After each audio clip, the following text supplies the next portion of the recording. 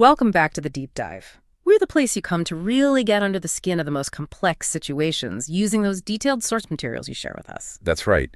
And today, we are diving headfirst into Port Charles, right into the heart of it. We really are. Because the city's, let's face it, long reigning figure, Sonny Corinthos, the Teflon Don, well, he's up against something maybe bigger and definitely sneakier than ever before. It's a huge shift. I mean, for years, everyone, criminals and civilians alike, kind of saw Sonny as bulletproof, right?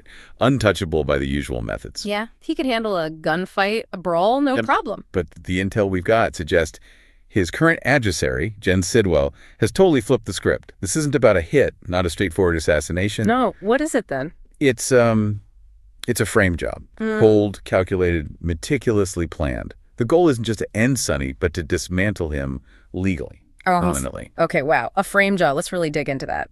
So our mission today for you listening is to dissect all the speculation we have surrounding Sidwell's long game here. Yeah, we need to trace how these seemingly separate threads, the murder of Judge Heron, the shooting of Drew Kane, Sonny's potential downfall, how they all might actually weave together. Into one single devastating master plan orchestrated by Sidwell. Is that the idea? That's the core premise, yes. Yeah.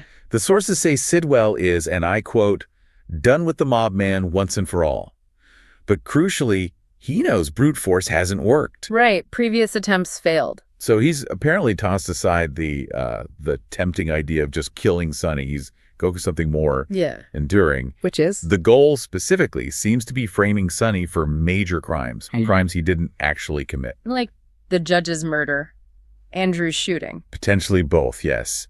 Enough to get him locked away in Pentonville for life. And for anyone listening who might not follow the local geography there, Pentonville is basically the end of the line in Port Charles. Total removal from power. And what makes this so insidious, perhaps, is that Sidwell isn't just inventing this out of thin air. He's actually using a pre-existing crisis. He is. He's leveraging this massive family meltdown that's already got the Corinthos family reeling. He's exploiting Sonny's biggest vulnerability, that fierce, almost blinding protectiveness he has for his family. Which means we absolutely have to start there, at ground zero. With the legal mess surrounding Sonny's son, Michael, that's Sonny's weak spot right now. It really is. The whole situation is incredibly tense. So let's get into section 1, Michael's desperate situation. Okay, so the immediate environment around the Corinthos family, it's suffocating, legally speaking. Michael, Sonny, Carly, they're all walking on eggshells. Why specifically? Because the evidence in the Drew Kane shooting points really, really close to Michael being named the prime suspect. And it's not just, whispers. It's more concrete. Yes, it's directly tied into how another case is playing out. Willow Tate is currently the one facing charges for the shooting. And her lawyer is Alexis Davis. Right. And for Alexis to successfully defend Willow, she basically needs to present a credible alternate suspect. Standard defense strategy, really. Ah, okay. So if she wants to get Willow off, she has to point the finger somewhere else. Exactly. Yeah. And that legal necessity, that's the perfect opening Sidwell might be waiting for later on. The sources are highlighting that Christina, Sonny's daughter and Alexis' relative, she's deeply worried that Michael is going to be that alternate suspect. A fear that Alexis, according to our info, pretty much confirmed when they talked privately about how tough the defense is looking. Wow, okay, so the family lawyer might have to sacrifice Michael to save Willow. That's rough. It gets even more complicated. Drew Kane himself is adding pressure. He's using his visitation rights for his daughter, Scout, as leverage. How so? He's basically told Alexis and the Davis family, everyone except Danny, notably that they can only keep seeing Scout if Alexis does, quote, a great job defending Willow. Whoa, that's intense. He's tying legal performance directly to family access. Precisely. It puts immense pressure on Alexis. It's not just professional duty now, it's personal, emotional.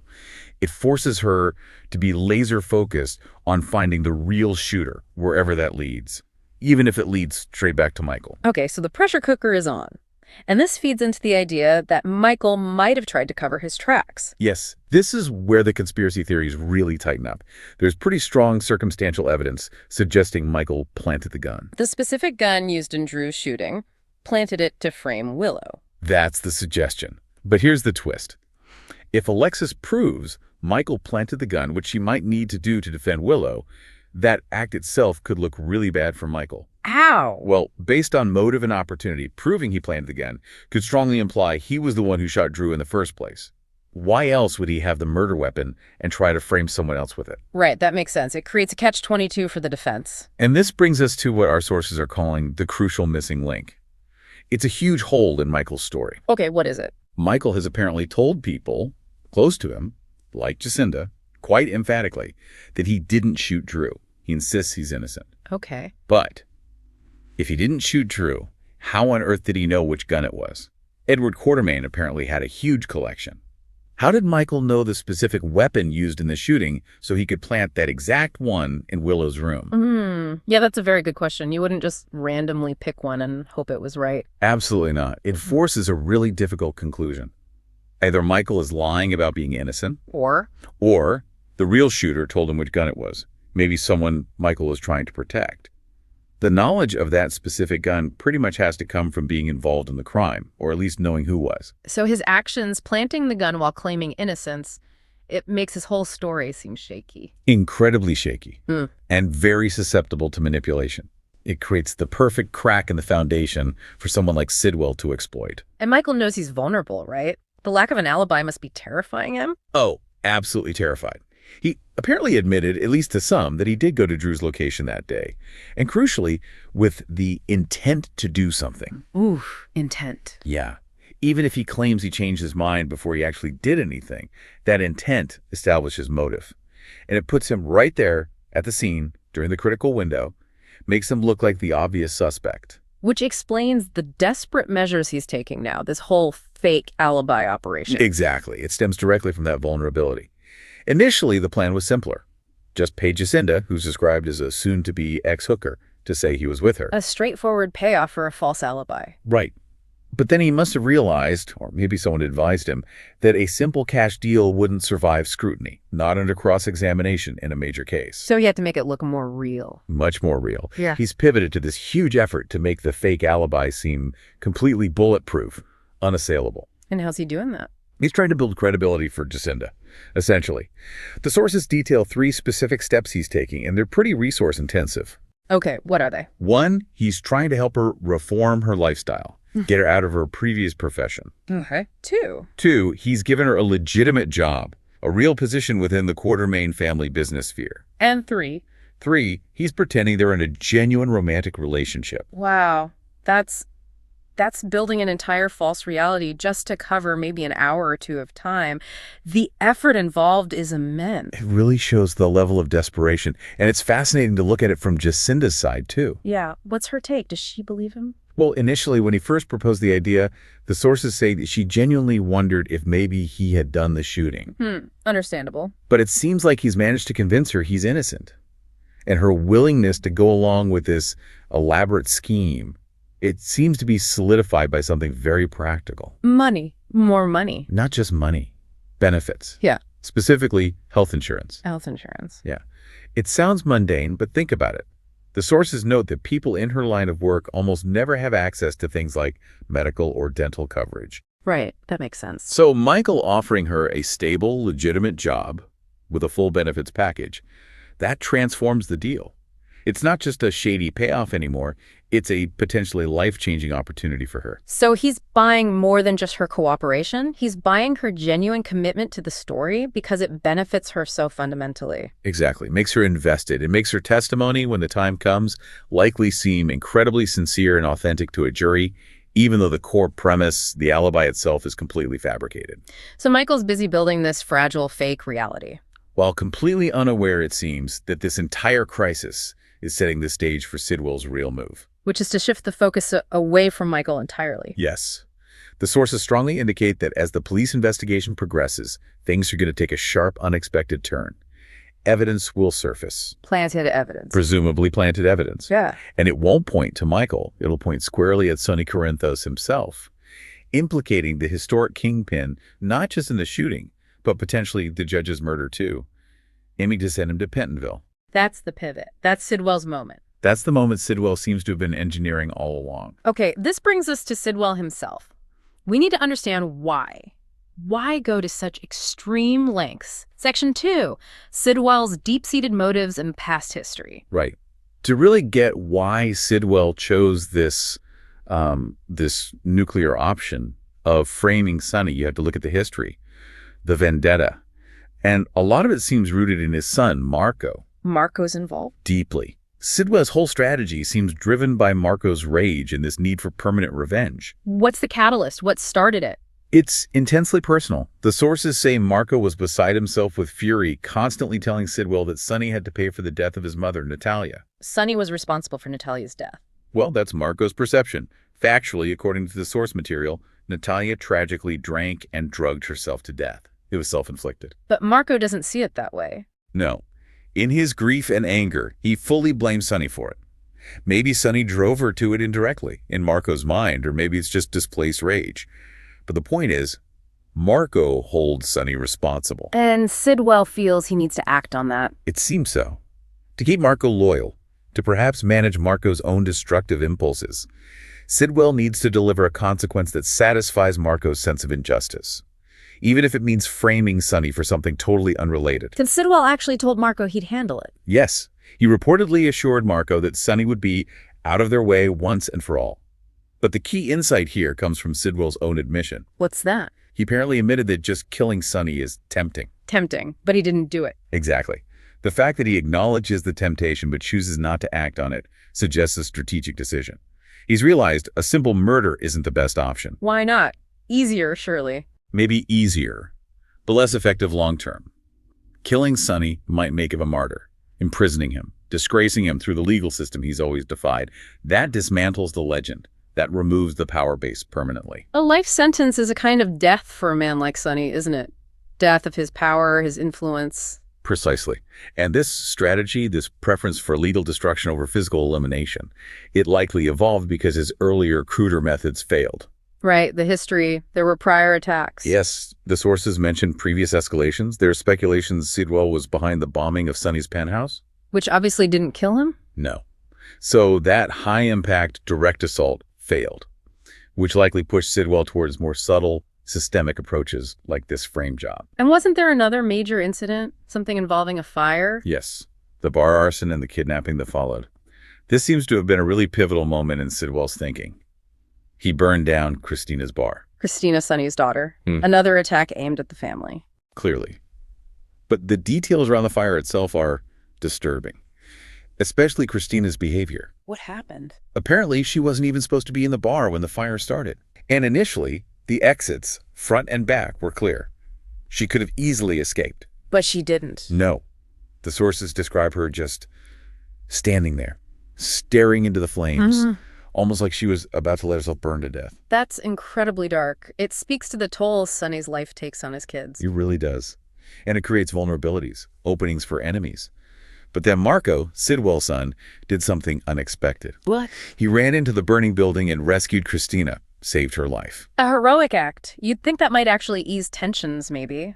Earn some grudging respect. You would think. But Sonny's reaction was the complete opposite. Instead of any gratitude, Sonny immediately kidnapped Marco. Kidnapped him. After he just saved his daughter. Why? To punish Sidwell for the original arson. Sonny saw Marco's presence, even heroically, as part of Sidwell's overall aggression. Wow. So Sidwell sees his son perform a rescue, and Sonny responds by abducting him. Exactly. And for Sidwell, that was the point of no return. That act, kidnapping and imprisoning Marco after he'd saved Christina, was the final straw, the ultimate escalation in Sidwell's eyes. So that convinced Sidwell that Sonny couldn't be dealt with through normal channels, even criminal ones. Because it solidified the idea that Sonny was too unpredictable, too ruthless, too powerful within the Port Charles ecosystem. Street justice wouldn't work, direct attacks had failed. Only the system itself, the police, the courts, the federal government could take him down, especially if guided by a cleverly constructed frame. Which brings us squarely to the plan itself. Section 3, the master plan framing Sonny for life. Okay, so moving from that history of failed attacks and escalating conflict, Sidwell lands on this legal checkmate. The frame job is designed for maximum impact. Targeting really serious crimes. Extremely serious, the kind that guarantees Sonny disappears forever. The sources specify two primary targets for the frame. One, the actual murder of Judge Heron. A judge, that's huge. Massive. And two, the attempted murder of Drew Kane. And significantly, the sources keep referring to Drew not just as Drew, but as a sitting congressman. Why is that distinction important, sitting congressman? Because it elevates the crime dramatically. Attacking a federal official, That immediately kicks the investigation up to the highest levels. FBI, Department of Justice. Taking it out of the hands of the local PCPD, who Sonny might have more influence over. Exactly. It engages a system far bigger and harder for Sonny's network to corrupt or manipulate. It nationalizes the crime, essentially. Framing him for these specific crimes guarantees a life sentence with no easy way out. Okay, but how? How does Sidwell actually do it? Planting evidence for something this big seems incredibly risky. What if he himself gets caught? Well, the sources suggest Sidwell is playing this very carefully. Consider the Drew Kane shooting, if, and this is speculative, but if Sidwell was the one who arranged the shooting in the first place. Maybe because Drew is causing him problems. The sources mentioned they were arguing that Drew was being difficult. Right. If Sidwell was behind the initial hit, then the fact Drew survived isn't a failure in this new context. Sidwell's just pivoting. He's making lemonade out of lemons, as the source puts it. Taking the failed hit and repurposing the aftermath to frame Sonny instead. Clever. Very. It means he might already have assets or information related to the shooting that he can now twist to point towards Sonny. But let's really dig into the how. What kind of evidence are we talking about? You can't just drop a gun with Sonny's fingerprints at two major crime scenes. That's too crude, surely. No, you're right. It has to be more sophisticated, especially to convince federal investigators. The sources suggest the evidence is expected to soon turn up, implying it's being carefully curated right now. So what's plausible? If not physical evidence at the scene, what links Sonny? It's likely about establishing motive and connection through less direct means. Digital trails, financial records, communications. For Judge Herron, maybe Sidwell fabricates a history of corruption, like falsified ledgers or offshore account transfers, suggesting Sonny was paying off Herron. Maybe emails or texts, faked of course, implying Herron was blackmailing Sonny, giving Sonny a motive to silence him. It establishes a believable why. Okay, so planting a digital footprint of corruption for the judge, how does that connect to the Drew shooting? They seem like separate incidents. That's where the genius or the evil of the plan lies. He links them through Sonny's current situation with Michael. For the Drew shooting, the planted evidence probably suggests Sonny was acting to protect Michael. Wow. Maybe a burner phone. One Sidwell controls, but can make look like it belongs to one of Sonny's operatives. Communications on that phone could be faked to imply Sonny ordered a hit on Drew to stop him testifying against Michael, or maybe Drew knew about the Judge Herron dealings. So Sidwell creates two separate narratives, financial corruption leading to the judge's murder and protective retaliatory violence for the congressman's shooting, and makes Sonny the common denominator. Exactly. He uses Sonny's known reputation, his history, and critically, his current preoccupation with Michael's legal trouble to make both narratives seem plausible, even interconnected. It really does sound like the perfect solution from Sidwell's perspective. It checks all his boxes. First, he gets rid of Sonny permanently, without killing him or laying a hand on him directly. It's clean, systemic, uses the state's own power against Sonny. And Marco, Sidwell's son. Marco would presumably be thrilled, as the sources put it. He sees Sonny finally paying, getting justice in his eyes, even if it's for crimes unrelated to his mother. It fulfills Sidwell's promise to him. And Sidwell himself. He stays completely clean, off the radar. While Sonny is publicly dragged through the mud, tried, convicted, and sent to Pentonville, Sidwell maintains his image as a legitimate businessman. Maybe even looks like a sympathetic figure whose family was targeted by Sonny. But the real prize isn't just revenge or staying hidden, is it? It's about what happens after Sonny is gone. Absolutely. That's the strategic endgame. Removing Sonny creates a massive power vacuum in Port Charles. Sidwell can then move in, gain control over Sonny's peers, consolidate territory, absorb resources. For his own nefarious business needs, as the sources say. Precisely. He'd have free rein to run amok in Port Charles, flexing his power in ways that were impossible while Sonny was dominant. It's a total reshaping of the city's underworld. And the timing on this, the police involvement, where does that stand right now? That's what makes this feel so imminent. Currently, the PCPD, the Port Charles Police Department, they don't have Sonny high on their list for the Drew shooting, or Jason Morgan for that matter. Why not Jason? Perfect alibi. Jason was verifiably out of the country, in Croatia, when it happened. Can't pin it on him. And Sonny was overlooked initially because... Because, frankly, other people seem to have stronger, more immediate motives. Primarily Michael, given his situation with Drew. But that's about to change. That's the strong speculation. That this carefully planted evidence is about to turn up. And when it does, it will completely redirect the investigation. Shift the focus squarely onto Sonny, making him the prime suspect. Not just a person of interest, but the lead suspect in crimes that could bring federal charges. Exactly. It's an engineered narrative shift. And the timing is designed for maximum drama. When is this supposed to happen? The sources pinpoint the kickoff for this whole explosive storyline right during November sweeps, specifically starting Thursday, October 30th. Sweeps week, of course. For listeners, that's when TV shows traditionally roll out their biggest twists to grab ratings. Yeah. This isn't just a minor plot point. It's engineered to be a seismic event for the show's entire season.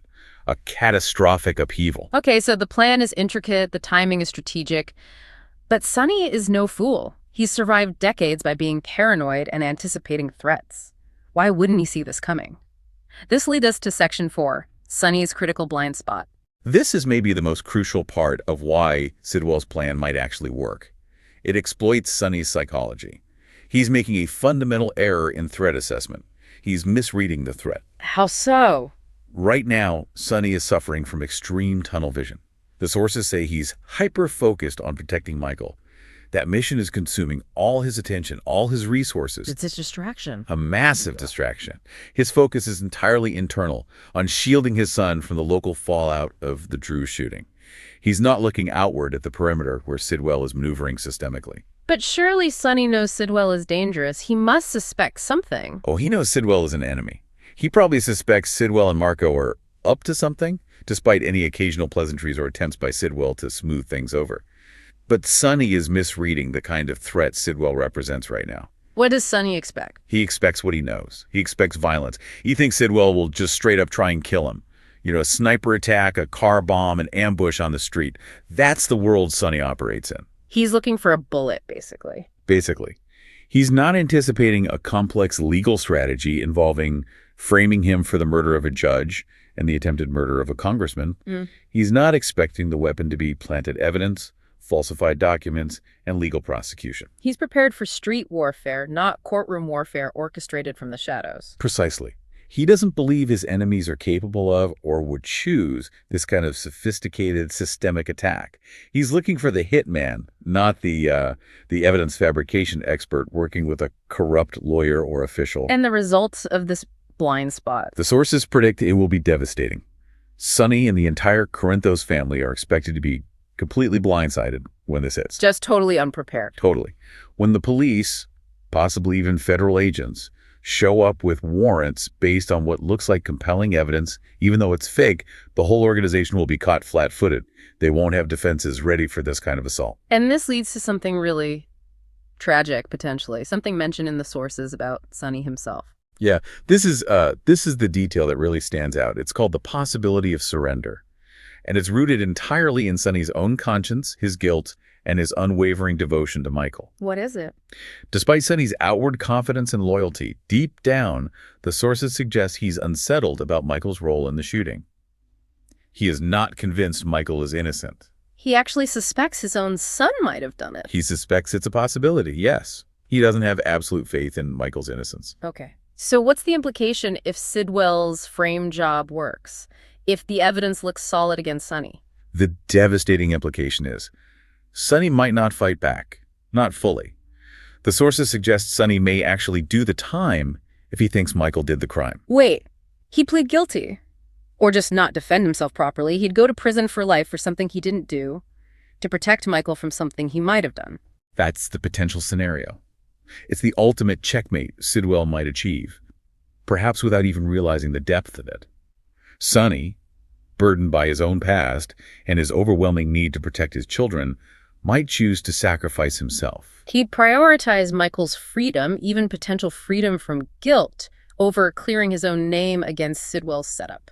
It seems plausible based on his character. He'd rather go down himself, taking the fall for these horrific crimes, than risk Michael facing prison, especially if Sonny carried that sliver of doubt about his son's innocence. So Sidwell's choice imprisonment over murder wasn't just strategic, it was psychologically devastating because it hits Sonny's one non-negotiable code to protect the kids. Exactly. It weaponizes Sonny's love and loyalty against him in the most profound way.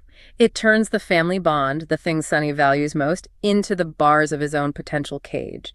All the talk about burner phones and fake logs. Yeah.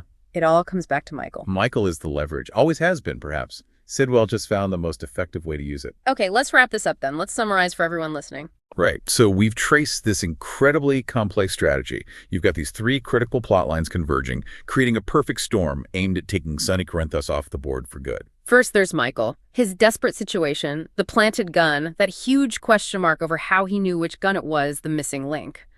Plus, this incredibly elaborate fake alibi he's constructing with Jacinda, trying to buy credibility he doesn't actually have. Yeah, that whole situation is a powder keg. Second, you have Sidwell's masterful pivot, moving away from failed assassinations to this long game frame job, setting Sonny up for the judge's murder, the congressman's shooting, likely using fabricated digital and financial trails to make it stick. And the third crucial element, Sonny himself, his Achilles heel. That intense, almost obsessive focus on protecting Michael, blinding him to the real threat, making him vulnerable to a legal attack he simply never anticipated from an enemy like Sidwell. And it really connects back to you, the listener, because it shows the stark difference between a threat you can see coming, a gunman, a bomb, and a strategic threat that moves silently through systems and exploits personal weaknesses. Sidwell's proving that the most effective attack on a figure like Sonny, the Teflon Don, might not be force, but dismantling his reputation, his freedom, through the very systems he thought he controlled or could evade. He's not just trying to eliminate Sonny, he's trying to shatter the entire myth surrounding him.